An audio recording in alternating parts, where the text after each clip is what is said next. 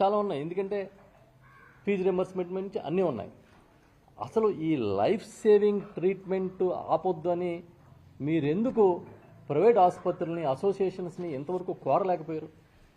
ఒక డయాలసిస్ కానీ ఒక యాంజియోప్లాస్టీ కానీ ఆరోగ్యశ్రీ కింద చేయండి దయచేసి మా రిక్వెస్ట్. ఇవో మేము డబ్బులు ఇస్తాం మీకు, మేము ఎగ్గొట్టే బాపత కాదని చెప్పి చెప్పాలి కదా.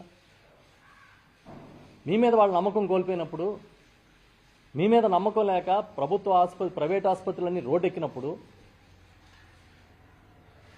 మీ వల్ల ఇంకా ఉపయోగం లేదు, మాకు డబ్బులు ధర్నాలు చేస్తేనే కానీ, రోడ్డు ఎక్కితే కానీ, సమ్మెలు చేస్తే కానీ బిల్లులు రావనే పరిస్థితికి వాళ్ళు వచ్చినప్పుడు కనీసం మీరు వాళ్ళని పిలిచి లైఫ్ సేవింగ్ ట్రీట్మెంట్స్ అన్నా కంటిన్యూ చేయండి, మేము ఇస్తాం మీకు డబ్బులు అని చెప్పాలి కదా.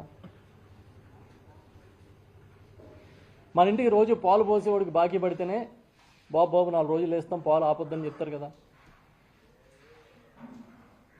కరెంట్ కట్టగా ఫీజు పట్టుపోతానని వస్తే 1-2 రోజులు ఆగురు కడతామని బతిమాలుకుంటారు కదా. మరి ఈ వైద్యం ఆపేస్తే కనీసం వాళ్ళని పిలిచి మాట్లాడలేదంటే దీన్ని ఏమనాలి? మీ నిర్లక్ష్యమా?